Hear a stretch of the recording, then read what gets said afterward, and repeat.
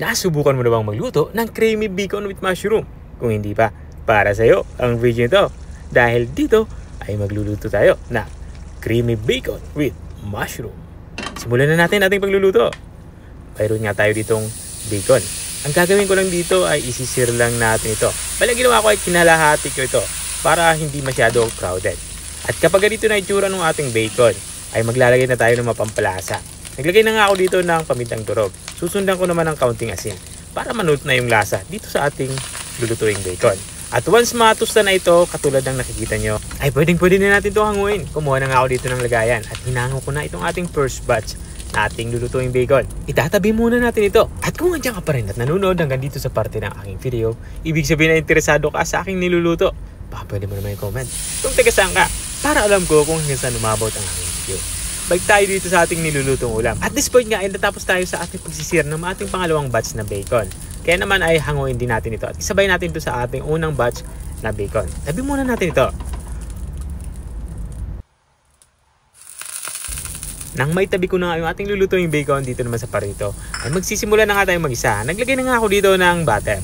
Tutunawin lang natin to. At once matunaw na ito, katulad na nakikita nyo, maglagay na tayo dito ng garlic or bawang. Igisa lang natin yung ating inilagay na bawang hanggang sa malanta ito at lumabas yung aroma. At once lumabas na yung aroma nito, ilalagay na natin itong ating mushroom. Bali, gagawin natin dito ay igisa din natin ito ng bahagya itong ating inilagay na mushroom. At once na igisa na natin to, ibabalik na natin yung ating naitabing bacon. At habang nga tayo ay nagpapatuloy sa ating pagluluto, gusto ko lang shoutout ang mga masusugid nating mga taga-subaybay. Shoutout kay Ma'am Maria Salvacion Baroso, sekretaryo ng Albay. Shoutout din kay Ma'am Pabs Lang ng Saudi Arabia. At shoutout din kay Sir Fernando Inocencio ng Hagunoy, Bulacan. At maraming salamat din sa mga walang sawang nanonood at nakasubaybay dito sa aking channel. Balik tayo dito sa ating nilulutong ulam. Nagdagdag na ako dito ng tubig at pinakulo ko to ng mga 5 minuto.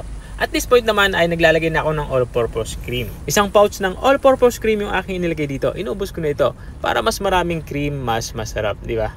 Haluin lang natin ito maigi at once na halo natin ito maigi, tikman na natin ito kung pasok na sa atin pang lasa ang lasa nito. At para mas maging masarap yung ating nilulutong ulam, naglagay ako dito ng isang pirasong pork cube. Dinurog ko lang ito para mabilis itong matunaw. Saka ko ito hinalo dito sa ating nilulutong ulam. At once halo na natin ito maigi, takpan ulit natin ito at isimmer natin ito kahit mga 2 minuto pa. Para makuha lang natin yung lapot na gusto natin sa ating sauce o sabaw. Makalipas nga ng 2 minuto ay binuksan ko na nga ito. Dito nga sa parte ito ay halos patapos na din tayo sa ating pagluluto. Kaya naman ilalagay na natin yung ating panghuling sangkap. Ito yung ating spring onion. Ito naman ay optional, pang garnish lang naman ito. At dito nga ay pwede na natin ito i-serve. Ito na nga yung ating creamy bacon with mushroom. Kung nakarating ka hanggang dito sa dulo ng aking video, maraming salamat sa panonood. At kung nagustuhan mo naman yung bago nating recipe ibinahagi, baka pwede mo naman ito i-share. O siya, hanggang dito na lang ako. Kita-kita ulit sa mga susunod kong mga videos. Paalam! Bye-bye!